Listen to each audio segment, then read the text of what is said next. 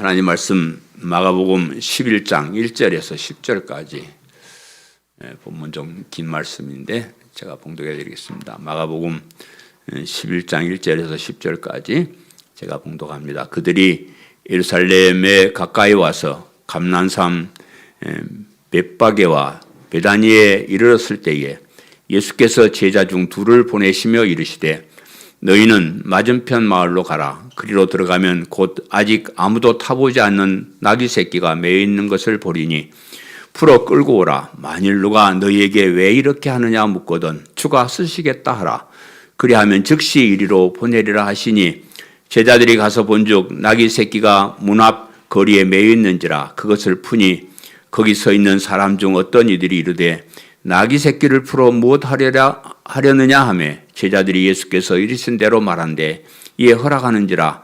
나귀 새끼를 예수께로 끌고 와서 자기들의 겉옷을 그 위에 얹어 놓으매 예수께서 타시니 많은 사람들은 자기들의 겉옷을 또 다른 이들은 들에서 벤 나무 가지를 길에 펴며 앞에서 가고 뒤에서 따르는 자들이 소리 지르되 호산나 찬송하리로다 주의 이름으로 오시는 이여 찬송하리로다 오는 우리 조상 다윗의 나라여 가장 높은 곳에서 호산나 하더라. 아멘. 옛날 농담이에요. 우리 젊었을 때 쓰던 농담인데 또 싸늘할라. 희미한 착각 속에 황홀한 오해를 한다. 그런 말이 있어요. 다른 사람은 그래 생각 안 하는데 나만 착각을 하고 오해를 한다. 그런 얘기인데 제가 목회를 이제 마무리해 가면서 생각하니까 제가 좀 그런 기질이 있는 사람 같아요. 제가 목회 생활하면서 참 희미한 착각 속에 황홀한 오해를 하며 살았다. 그런 생각이 자꾸 나네요. 그 제일 큰 오해와 착각 이걸 얘기하려면 내가 많은데 한 가지만 얘기할 거 오늘은. 제가 설교를 참 잘하는 줄 알았어요. 얼마나 건방, 여러분도 가끔 저거 되게 건방지네 이랬을 거예요. 아유, 제가 설교를 잘해요. 열심히 준비합니다. 월요일부터 주일까지 제가 설교 한 편에 목숨을 걸다시피 정말 묵상하고 기도하고 새벽마다 하나님께서 제 머리를 깨우쳐 달라고 기도하면서 좋은 말씀을 이렇게 준비를 해서 여러분에게 주일마다 이렇게 선포하는 것이 제게 가장 큰 그런 기쁨이었어요. 근데 이제 그러면 이제 제가 이렇게 설교를 잘하면 여러분이 좀 감동을 받아야 되는데 내가 볼 때 감동이 별로 없는 것 같아. 아니 이상하게 다른 큰 교회 가보면 목사가 뻘소리 하는데도 뒤에서 아멘 하면 그런다 그 말이에요. 그런데 우리 교회는 이렇게 구구절절 옳은 말씀을 하는데 이게 없어 이게. 또 좀 이렇게 좋은 말씀을 이제 들으면 삶이 좀 변화가 될 것이다. 그렇게 생각하는데 삶의 변화가 있어서 막 열심을 내는 그런 성도들이 많아져야 되는데 오히려 한 사람, 두 사람 다 가버려. 심지어는 어떤 사람이 이런 얘기 내게 안 들리면 참 좋은데 목사님 설교가 귀에 안 들린다는 거야. 아이고, 그래 내가 그 얘기 듣고 내가 참 가슴이 아팠습니다.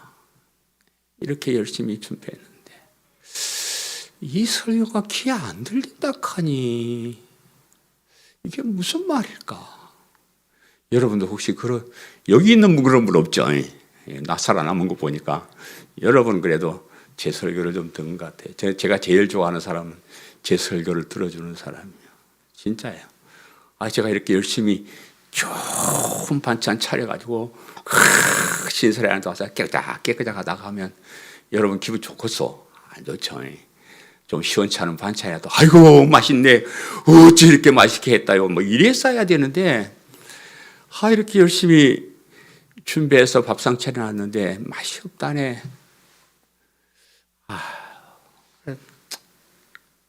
내가 희미한 착각 속에서 황홀한 오해를 하고 살았구나. 사람들이 설교 안 듣는 동안은 저 잘 알아요. 사실은 저도 집사 생활 한 10년 해봤어요. 집사 생활 한 10년 해봤는데 목사님 설교 안 들었습니다. 내가 얼마나 건방졌는지 우리 목사님이 설교를 나보다 못해. 내가 본문을 읽어놓으면 나는 더 좋은 데로 나가고 있는데 그 목사님은 딴소리 하고 있고 헛소리 하고 있고 그래서 아이씨 나도 설교를 안 듣다가 내가 망했습니다. 여러분에게 내 처음 와서 그런 얘기 많이 했죠. 설교를 안 듣는 사람은 망합니다. 영의 양식을 안 먹고 살아난다는 것은 불가능한 일이에요. 진짜 여러분 교회 설교 듣는 것이 너무 소중합니다. 진짜 소중합니다. 저는 어쨌든 간에 뭐 그래도 이제 뭐 잘 안 들어도 뭐 매주 하는 거니까 뭐 매주마다 뭐 감동할 수 있어요. 어쩌다가 한번 뭐 1년에 한 번이라도 감동 받으면 그걸로 우리가 신앙 유지하고 하는 거예요. 그래서 신압으로 가랑비에 옷 젖듯이 이렇게 설교하면 사람들이 좀 변해지겠지, 나아지겠지. 그런데 이 세상의 물결이요 너무 거세게 불신앙으로 흘러가요. 세상 돌아가는 거 보세요. 얼마나 재미있는지. 이런 세상에서 이 정도 교회에 나온 것만 해도 여러분 대단한 사람들이야. 내가 그렇게 생각합니다. 그렇게 인정하고 뭐 밖에 얼마나 좋은 일 많은데 여기 와서 이렇게 있어요. 그래서 물결 따라 거슬러 내려가지 않고 그 자리를 지키고 있는 것만 해도 여러분 대단한 거든요. 근데 이제 제가 오해하고 착각은 좀 더 열심히, 좀 더 잘하기를 그렇게 바랬는데 그게 이제 잘 안 되는 것 같아서 마음이 좀 섭섭하고 그렇습니다. 허전하고 그래요. 제가 늘 성도들에게 이 계획주의적인 입장에서 설교를 했어요. 이제 계획주의란 말은 여러분 이제 로마 캐토릭이 타락했을 때 칼빈이나 루터가 오직 믿음, 오직 성경, 오직 하나님의 은혜, 그냥 행함은 이건 별거 아니다.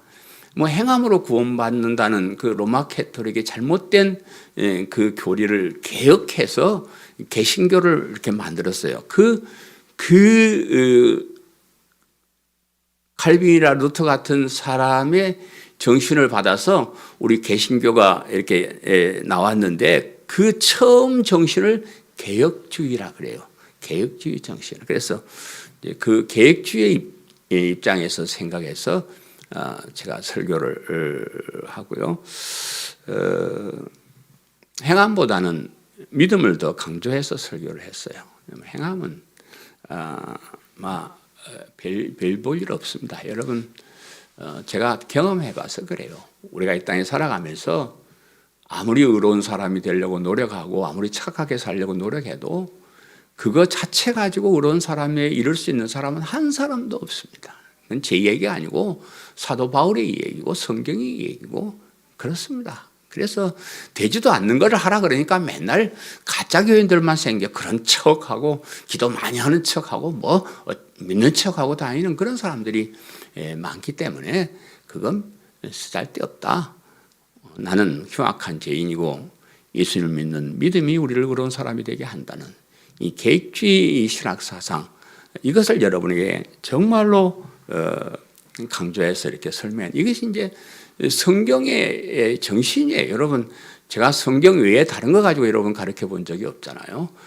특별히 로마서나 에베소서나 이 바울 서신의 어떤 그런 핵심 내용이 행함은 별거 아니다. 사도 바울 같은 사람도 오라 나는 공고한 사람이로다. 내가 선한 일을 하고 싶어 맨날 노력해도 그건 안 해주고 내 속에 있는 이 악한 것이 나를 이렇게 붙잡아 가는도다. 오라 나는 공고한 사람이로다. 이 공고함에서 나를 구원해 줄 사람이 누가 있을까?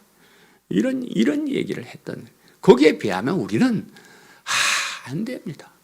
성경의 핵심이 오직 믿음이고요. 그러면서도 제가 기대하는 바는 믿음이 얼마나 위대한가를 안다 그러면 여러분 어떤 분이 그런 얘기, 교회 다니면서 사람들이 믿음이 뭔지를 모른대요. 복음이 뭔지를 모른대요. 그러니까 그것을 제가 여러분에게 매주마다 설명을 해요. 이런 각도로 저런 각도로 이런 형편 저런 형편 설명을 하는데, 그 믿음이라는 것이 얼마나 위대한가를 여러분 정말로 깨닫고 그 믿음이 여러분의 가슴 속에 꽉 박혀 있는 사람이라 하면 이렇게 살 수가 없어요. 나는 자동으로 변한다고 생각했어요. 예수님이 날 대신 십자가에 죽어주심으로 내가 의로운 사람이 되었는데 내가 그 주님을 위해서 뭘 하지 못할 게 있을까? 우리의 삶이 확 바뀔 것이라고 제가 그렇게 기대를 했는데,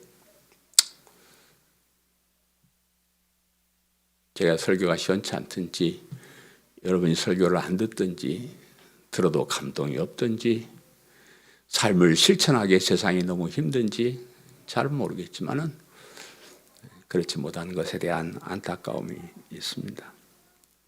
행함보다 복음을 강조하고 믿음을 강조하는 계획주의 교회의 단점이 여기에 있어요. 행함을 강조하면요 열심히 해요. 우리 이제 계획주의 우리 개신교 중에도 어떤 목사님 기질에 따라서 어떤 교회는 타이트하게 훈련시키고 공부시키고 열심히 막 모임 가지고 하고 막 그렇게 막 하면 그 사람들은 그런 교회는 힘이 있고 막 열심히 있고 막 그래요. 그런데 그렇지 않고 저처럼 복음만 가르치는 그런 교회는 그 믿음이 점점 쇠퇴해져 가요. 교인들이 점점 힘을 잃어갑니다. 사람들이 말로만 해서는 안 되는 것 같아요. 그게 사람의 훈계든지 심지어 그것이 하나님의 말씀이라 해도 사람들이 안 들어. 우리가 우주 만물의 주인이신 하나님이 이렇게 말씀하셨다 그러면 우리가 그 말씀을 벌벌 떨면서 지켜야 되는데 그런 생각들이 없습니다. 그래서 교회 역사 속에도 보면은 그런 삶을 행함을 강조하는 교회들은 부흥하고 힘이 있고, 오직 믿음 이것을 강조하는 교회는 사람들이 아무것도 안 하니까 자꾸 힘을 잃어가고, 지금 이슬람 교회가 굉장히 부흥하고 있어요. 이슬람, 무슬림 하는 이슬람 교회가 굉장히 부흥하고 있는데, 우리 기독교는 쇠퇴하고 있는데 이슬람교는 해마다 그 숫자가 늘어가고 있다 그래요. 그 이유가 여러 가지가 있겠지만은 이슬람교의 가장 핵심은 뭐예요? 순종이라는 거예요. 순종. 아주 그냥 철저하게 그들의 교리대로 순종하면서 사는 것이 제일이에요. 이건 그냥 우리가 자유롭게 하면 하고 말 그런 게 아니에요. 철두철미하게 순종. 그들은 술 안 마십니다. 술도 안 마시고 돼지고기도 안 먹고요. 또 사치도 안 합니다. 또 모두가 평등하게 같은 옷을 입으면서 그렇게 살아갑니다. 그들이 가진 신앙과 삶은 똑같아요. 신앙이 따로 있고 삶이 따로 있는 거 아니고 신앙 그 자체가 삶이에요. 그대로 우리 국법처럼 법률처럼 그렇게 신앙의 교리를 지키고 삽니다. 철저하게 교리를 지키고 교리를 지키지 않으면 바로 엄격한 처벌을 받아요. 성경에 이 사람들도 구약 성경에 많이 이렇게 이제 가져오는데 간음죄를 지면요. 간음죄를 지면 간음죄 지은 사람 갖다 놓고 돌로 쳐서 죽이는. 술을 마셨다 그러면 태형 엉덩이 가지고 그냥 내려치는 겁니다. 도둑질하면 손목을 잘라버린대요. 그런데 그런데 그런 사람들이 죄 짓겠어요? 우리는 뭐 성경대로 안 살아도 누가 간섭하는 사람도 없고요. 옛날에는 뭐 교회에 치리라는 게 있어가지고 뭐 부부싸움에도 치리하고 막 그랬는데, 주일날 장사도 치리하고 뭐 그랬는데, 요즘은 뭐 그런 것조차도 없습니다. 그들은 하루 5번씩 기도를 해요. 5번씩 기도하는데 대강 적당히 하지 않아요. 여러분 하루 몇 번 기도하니까 3번 한대요. 이제 아침 먹을 때, 점심을, 저녁 먹을 때, 밥 먹을 때, 그것도 간단하게 아유 감사합니다. 또 좀 창피한 사람은 기도하는 거죠. 그 사람들은요, 기도하기 전에 정결 의식을 행해요. 손을 씻고 기도하는데 뭐 좀 부정한 것이 있나 살피고 그래 기도. 1년에 한 달은 아예 그냥 금식하면서 기도. 기도의 내용도 우리들처럼 뭐 달라고 요구하는 그런 기도 아니에요. 그들의 기도의 내용을 보면 자기들의 신앙을 고백하는 거, 자기들이 섬기는 알라신, 우리 하나님을 걔들은 알라라 그래요. 알라신을 막 이렇게 높이는 것. 또 뭐 요구하는 게 있다 그러면 저 이방인들처럼 살지 않게 해달라는 기도예요.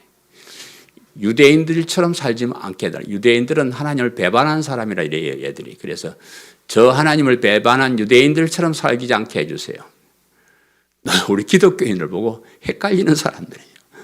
아니, 예수님이 그리스도인 줄 알면 확실히 믿고 확실히 따르고 이럴 텐데, 이게 믿는 것도 아니고 맨날 헷갈리고 뭐 왔다 갔다 하는 그런 기독교인처럼 살지 않고 확실하게 믿음으로 살게 해주십시오. 이렇게 기도한다 그래요.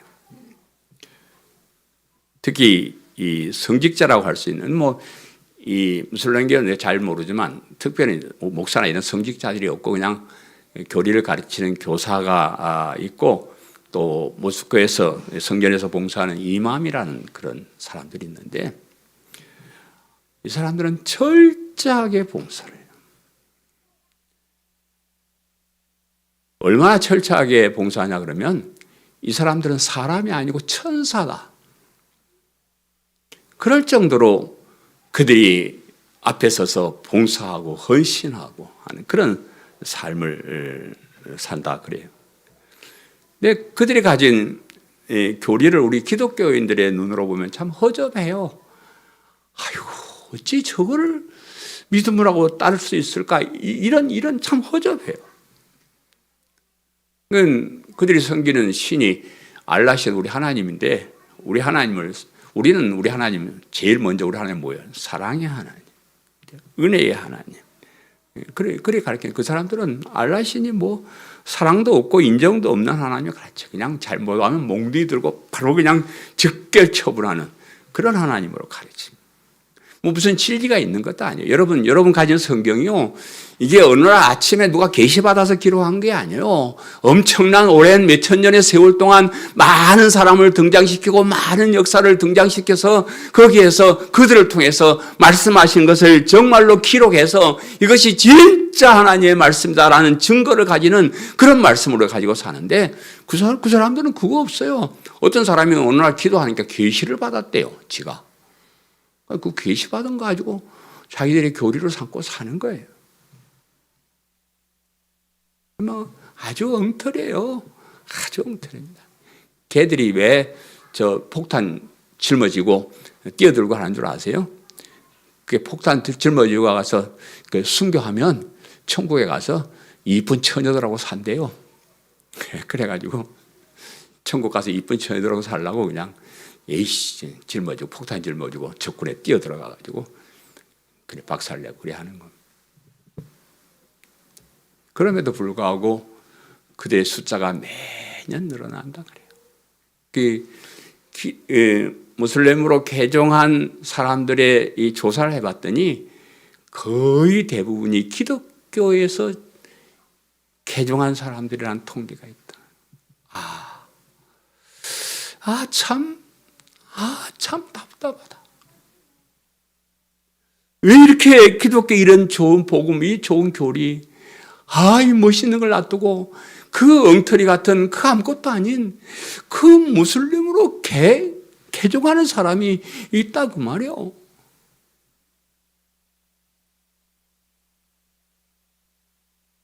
사람들이 우리 기독교에 제일 그 반감을 품는 것은 삶이 없다는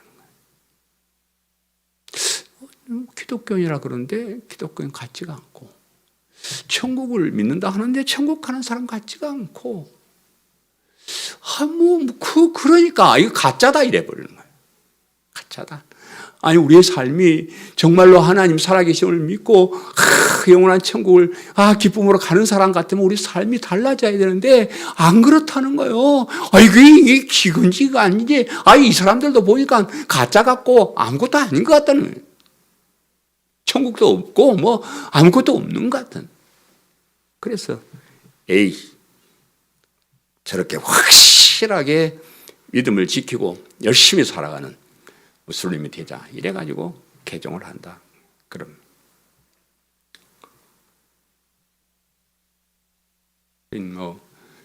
여러분 교회 봉사하고 뭐 봉사 안 하고 별 의미 없긴 해요.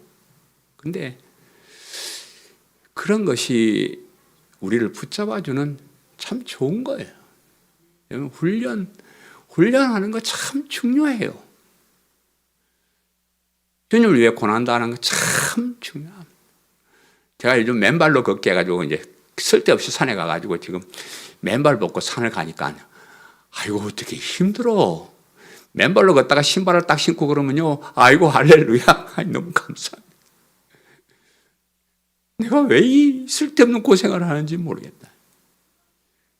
그런 고난이나 훈련이나 고통이 없으면 우리의 삶이 죽어가는 거예요. 우리 신앙생활에도 그런 게 없으면 우리의 신앙이 죽어가는 겁니다. 참 안타까워요. 전 여러분 힘들게 신앙생활해서 내가 그냥 여러분 시험 드는 교회 11조도 없애버리고 휴일날도 매주 하지 말고 한 달에 한 번만 모이고 막 그렇게 만들고 싶은 생각도 가끔은 있어요. 너무 힘들어하니까. 나도 평신도 출신 사람으로서. 그런데 그런 것들마저 없어져 버리면 진짜 우리 아무것도 아닙니다. 오늘 특별히 추수감사주일인데 이제 목사들은 이 절기가 되면 절기에 맞는 설교를 하고 싶어 해요. 그래서 감사거리를 찾아가지고 감사하는 사람들 좀 혼을 좀 내줘야지 이러면 참 성경에 많이 있습니다. 진짜 우리가 받은 은혜가 너무 귀한데 우리는 너무 감사 안 하고 살아요. 너무 감사가 없이 살아요. 그래서 그렇게 하고 싶지만은 제가 이제 계속해서 마가복음 본문을 이제 강의 설교를 합니다. 우리가 감사해야 될 이유를 몰라서 감사하지 않는 건 아니에요. 다 여러분 여러분 생각 속에 하나님 은혜에 감사하며 그런 생각이 있을 것입니다. 그래서 우리의 삶을 감사하는 사람의 삶으로 바꾸는 것, 이것이 감사의 가장 중요한 것이라고 생각해요. 여러분 교회 와서 추수감사절 갖다 놓고 헌금하고 그런 정도 그거 아무것도 아닙니다. 정말로 하나님께 감사하는 것은 우리의 삶이 변화돼요. 우리가 진정으로 하나님 은혜에 감격하고 그 은혜에 보답하고 살려는 그런 마음 자세를 갖는 것이 참 중요합니다. 그래서 오늘 이 본문 말씀에 주가 쓰시겠다 하라. 주가 쓰시겠다 하라. 주가 쓰시겠다고 할 때 거기에 쓰임받는 삶을 사는 것. 감사 생활의 가장 중요한 핵심이라고 생각을 합니다. 그래서 오늘 주가 쓰시겠다 하라. 이 말씀에 들어있는 의미가 무엇인지를 우리가 한번 살펴보면서 정말로 우리의 삶으로서 하나님께 감사하는 그런 성도님들 되시기를 간절히 바랍니다. 아멘. 첫 번째, 만일 누가 너희에게 왜 이렇게 하느냐 묻거든 주가 쓰시겠다 하라. 제가 오늘 본문이 많아서 몇 절만 제가 오늘 강의를 합니다. 2절 3절에 이르시되 너희는 맞은편 마을로 가라. 그리로 들어가면 곧 아직 아무도 타보지 않는 나귀 새끼가 매 있는 것을 보리니 풀어 끌고 오라.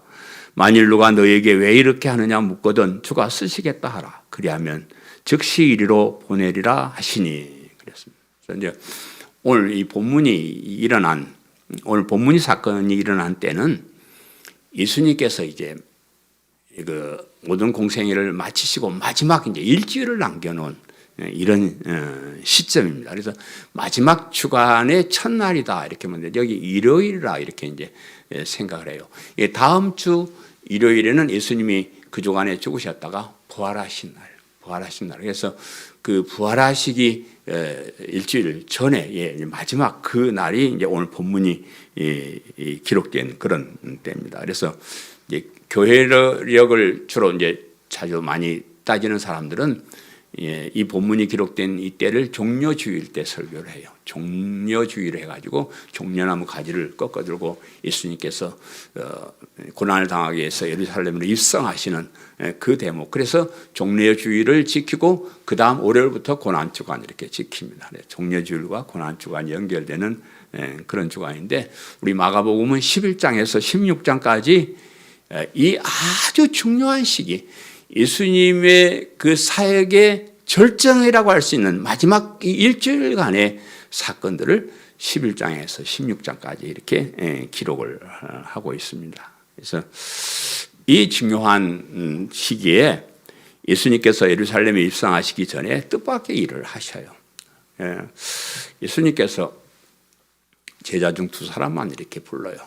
야고보와 요한인지 누군지 잘 모르지만 두 사람을 이렇게 불러가지고 특별한 일을 시켰는데, 야, 너희들 맞은편 마을로 가봐라. 거기 아직 아무도 타보지 않는 나귀 새끼가 한 마리 매 있는 것을 볼 거니까 그 나귀 새끼를 풀어서 가지고 와라 이랬어요. 그러면서 나귀 주인이나 사람들이 왜 나무 나귀를 끌고 가시오 이렇게 묻거든 주가 쓰시겠다 하라. 그렇게만 말하면 그 사람들이 이해하고 보내줄 것이다. 이렇게 이제 얘기를 했습니다. 그래서 그 두 제자가 말씀을 따라 맞은편 마을로 갔더니 예수님 말씀대로 나귀 새끼가 이렇게 매여 있는 거예요. 그래서 끌고 오려고 하니까 주인인 듯한, 주인이란 말은 본문에는 없어요. 주인인 듯한 사람이 나귀 새끼는 꼭 뭐 풀어서 뭐 하려고 끌고 가시오? 이렇게 이제 물었습니다. 그래서 예수님께서 일러준 대로 했다 그랬는데 예수님께서 일러주신 대로 주님께서 쓰신대잖아. 예수님께서 쓰신다고 합니다. 이렇게 이제 한마디만 말하니까 그래요? 그러면 끌고 가십시오. 이렇게 이제 되어진 그런 얘기입니다. 그래서 이 말씀 속에서 제가 몇 가지 생각해 보면 주님께서 하신 말씀에 순종했다. 우리도 모슬렘은 순종을 강조하는 게 아니라 우리 기독교도 사실 순종에 대해서 굉장히 중요한 의미를 둡니다. 그래서 순종이 제사보다 낫다. 순종하는 것을 하나님 참 좋아하시는데 여기 보니까 예수님 말씀을 들은 두 제자도 그 말씀에 순종했죠. 나귀를 뭐하러 끌고 옵니까? 그랬었고 물었었고 그러지 않고 가라 그러니까 그냥 두 말 안고 가서 순종해서 그 말을 이렇게 나귀를 끌고 왔고 또 나귀 주인으로 보이는 사람도 난 나귀를 끌고 가는데 왜 끌고 가냐 물어보기는 했지만은 주께서 쓰시는 건데 가지고 가시라고 그렇게 그냥 선뜻 그렇게 순종을 합니다. 나귀 새끼는 짐승이니까 사람이 끌고 오면 끌려와야지 제가 배울 수 있습니까? 그렇지만 이제 이 나귀 새끼는 아직 그 사람이 안 타봐서 이 훈련도 안 되고 또 낯선 사람이 끌고 가니까 반항을 하고 도망을 가고 할 텐데 그러지 않고 나귀 새끼도 웬일로 그렇게 순종하면서 끌려가더라. 그 말. 여기서 주가 쓰시겠다 할 때 여기 주님은 예수님 자신을 가리키는 그런 말이에요. 예수님의 만물의 주인이시고 특별히 우리를 구원하신 구주이심을 말씀하실 때 주님 이렇게 씁니다. 이 세상에 사는 모든 인간들이나 만물들이 주인이신 예수님의 말씀에 순종하는 것. 우리가 예수님을 주님 하고 부를 때는요. 우리가 그 주인의 말에 순종하겠습니다 하는 뜻이 들어있는 거예요. 주인님 그래 놓고는 우리는 주님 그래 놓고는 저 종처럼 뭘 자꾸 쉽게 주님 나한테 돈도 좀 주시고 주님 나를 아니 그거는 종한테 하는 거고 우리 주님 부르면 아이 주님 제가 무엇을 할까요? 제가 무엇을 할까요? 이렇게 여쭤보는 그때 주님이라 그러니까 뭐 달랄 땐 주님 하지 말고 내가 가르쳐 드리는데 아버지 그러시오. 네?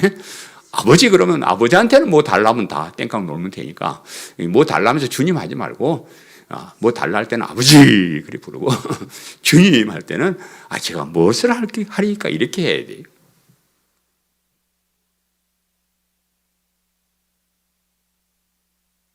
우리가 예수님을 주님으로 부를 때 가장 소중한 것은 나를 구원해 주신 주님, 나를 억만제약에서 죽음에서 멸망해서 지옥의 형벌에서 구원해 주신 그 주님, 그 주님을 부르면서 그 주님대로 뜻대로 제가 살겠습니다라는 고백이 나오는 거예요.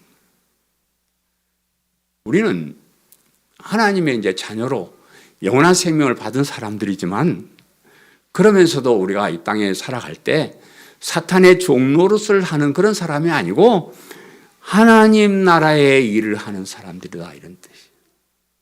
세상에 사는 것은 사탄의 종, 죄의 종으로서 살아가는 것이지만 우리가 교회 와서 우리가 미리 우리가 맛보는 하나님 나라에서 일을 하는 그것이 하나님께서 우리를 불러주신 그런 목적 중에 하나예요. 하나님이 우리를 야 너 와서 구원받아라 놀다가 천국 와 이건 아니에요.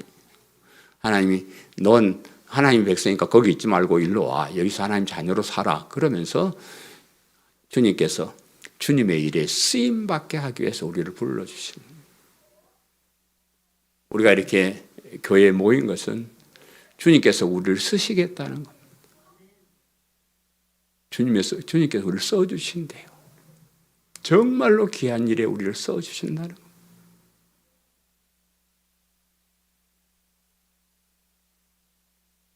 겁니다. 그걸 여러분 알아야 돼요.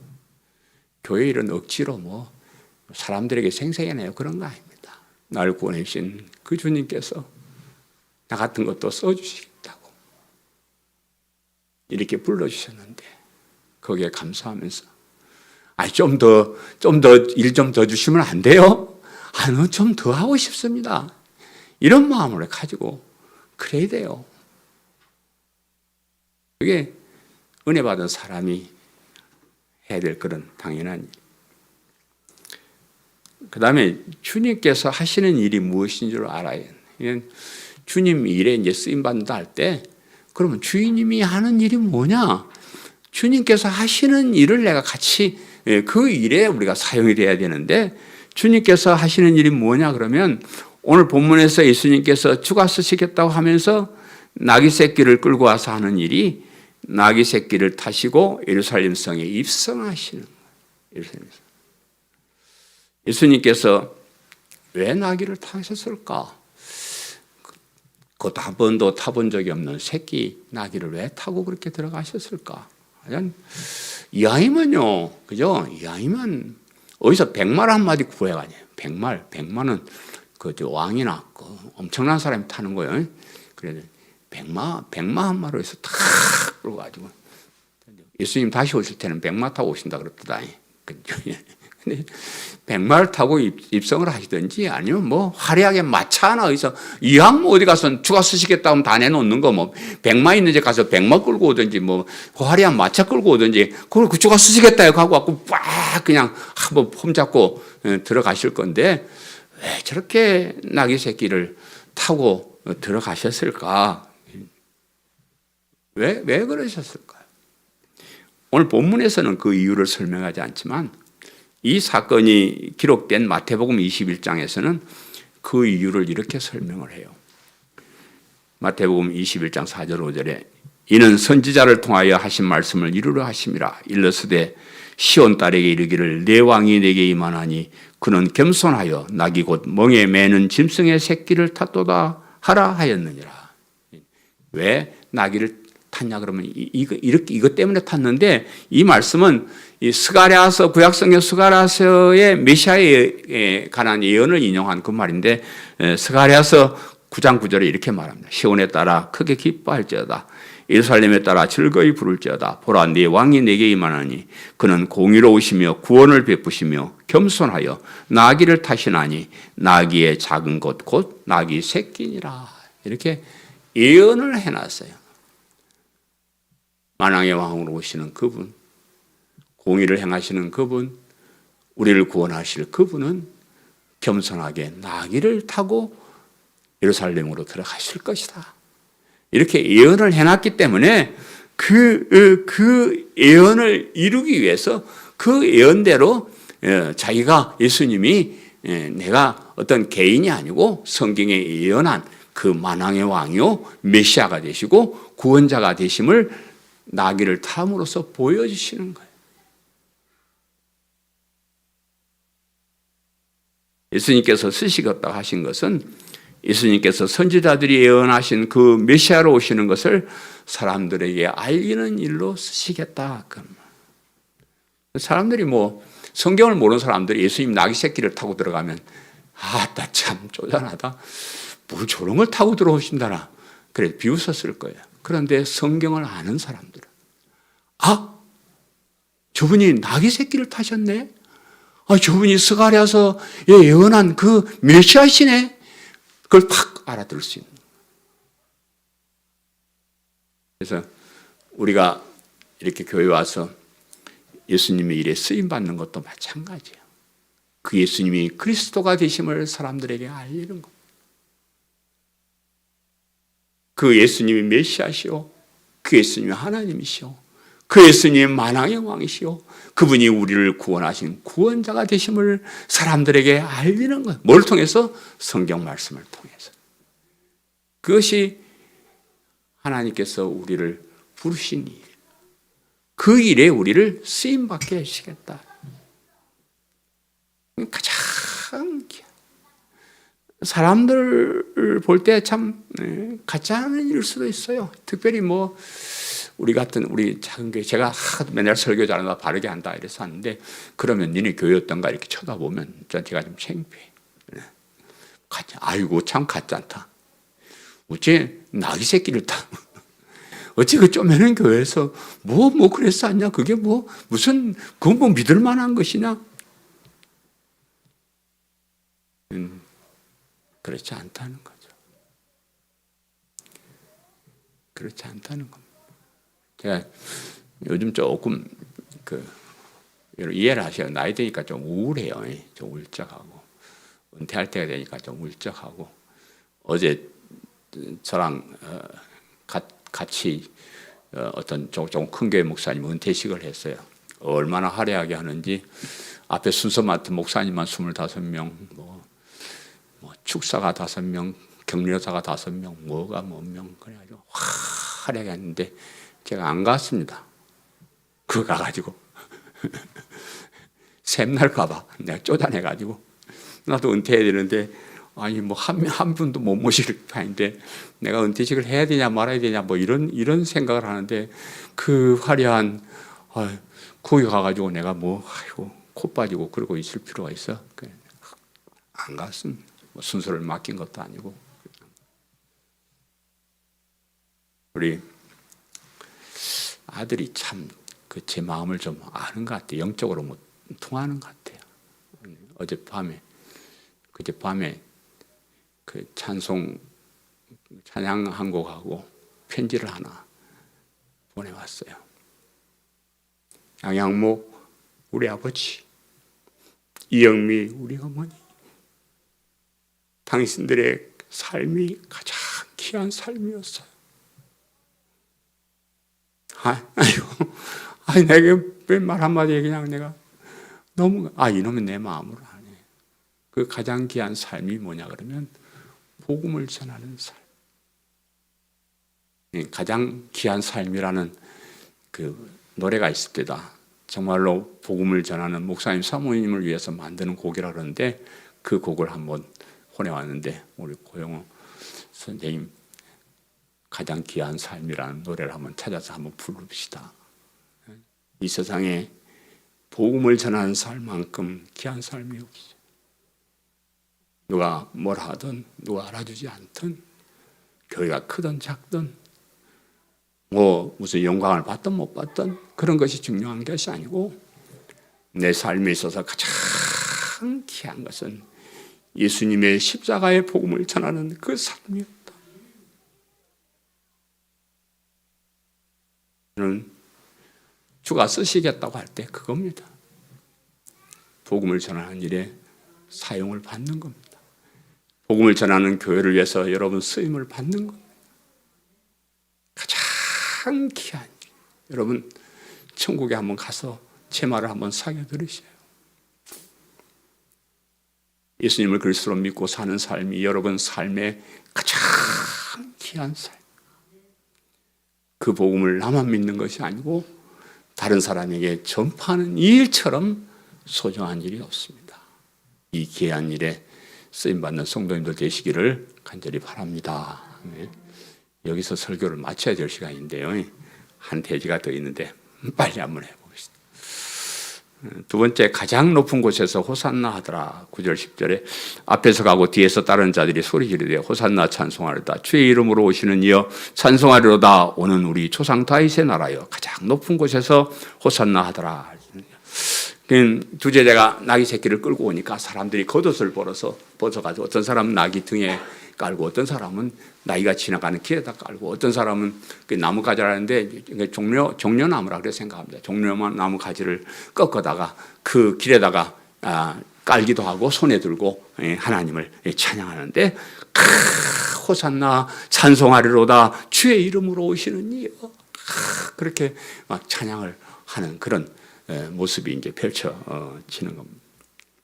호산나 찬송하리로다 그랬는데 이 호산나라는 말은 원래 히브리어인데 음역 그대를 가져온 그 발음 그대를 가져온 단어인데 그 뜻은 우리가 당신께 구하옵나니 이제 구원하소서 이제 우리를 구원해 주옵소서 그런 뜻을 가진 말이 호산나 하는 그런 말. 그래서 이 말씀은 구약 성경 시편 118편 25절의 말씀에서 가져온 건데 여호와여 구하옵나니 이제 구원하소서 여호와여 우리가 구하옵나니 이제 형통하게 하소서 이 구절을 가져온 그런 말씀. 그래서 이 구절은 기도이면서 찬송이다 그랬어요. 구원을 간절히 바라면서 그 구원의 주님이 오신 것을 높이 찬송하는 그겁니다. 이스라엘 역사를 보면 막 타락해서 범죄 타락하면 그래서 고통을 당하면 하나님께서 거기서 구해 주시고 그러고 나면 또 이것들이 다시 타락을 하고 또 구원해 주고 이런 역사를 해도 과언이 아니에요.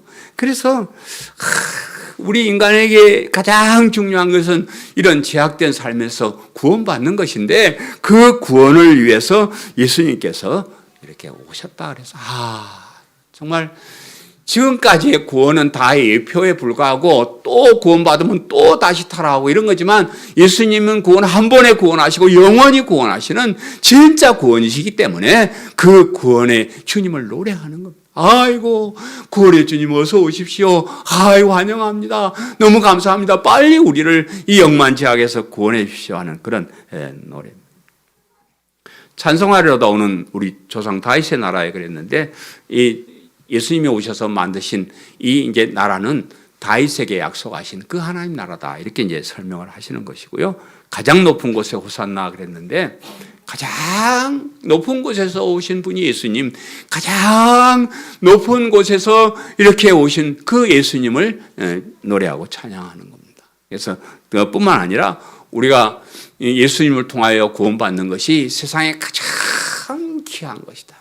뭐 그냥 시시하게 뭐 이것저것 그런 게 아니고 가장 높은 곳에서 오신 분이 가장 귀한 구원을 우리에게 주셨으니까 우리는 그 구원의 하나님께 노래하고 찬송하고 빨리빨리 우리를 구원해 달라는 그런 함성, 그런 기도, 그런 찬송 그 여기에 들어있는 거예요.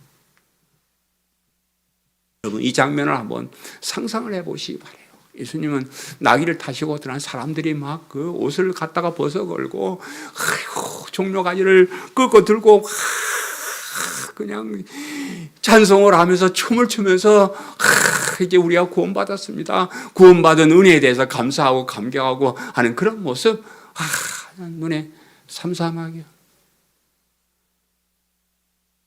우리도 그런 구원을 받은 사람, 우리도 하나님 앞에 왔을 때 그렇게 해야 돼요. 참, 그래서 그렇게 뜨겁게 하나님을 찬양을 해야 돼요. 제가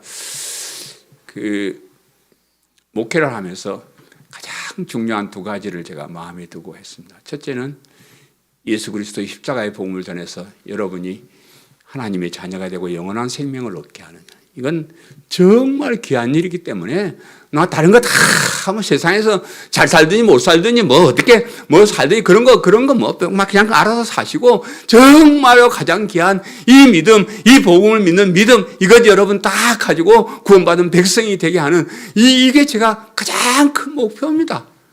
정말이에요. 왜? 여러분에게 바라는 거 없어요. 여러분에게 바라는 거 없습니다. 여러분에게 바라는 거 없어요. 여러분이 구원받은 백성이 되는, 여러분이 천국에서 목사님 만나서 행복했습니다, 그 말 한마디 해주는 거, 나 그거밖에 바라는 게 없어요.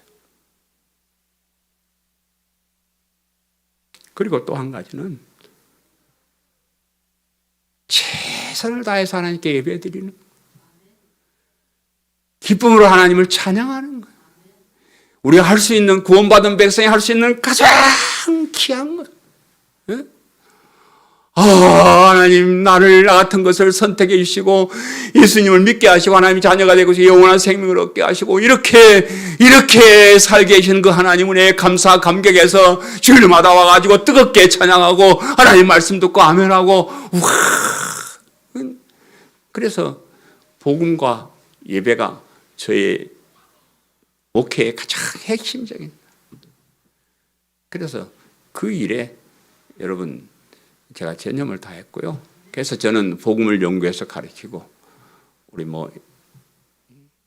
양진수는 전도사나 또 재성이 목사나 다 우리 젊은이들이 그 구원의 은혜에 감격해서 뜨겁게 하나님께 예배하고 이러한 교회의 모습을 그리면서 제가 여기까지 이렇게 온 거예요.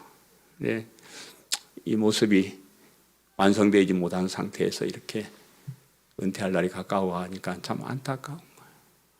저는 모든 사람들이 이 복음을 듣고 구원에 감격해서 춤을 추며 노래하면서 하나님께 영광 돌리며 예배하는 그런 아름다운 모습을 제가 보는 것이 제 소원이고 꿈이었습니다.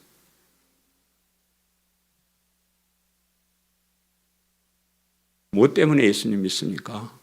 여러분, 뭐 하라고 교회 다니십니까?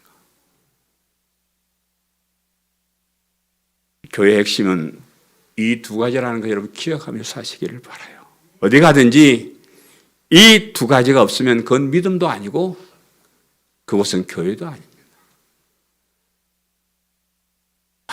반드시 이것이 중심이고 핵심이 되어 있는 그런 곳은 우리 주님이 계시는 곳이고 주님의 택한 백성이 있는 곳이고요.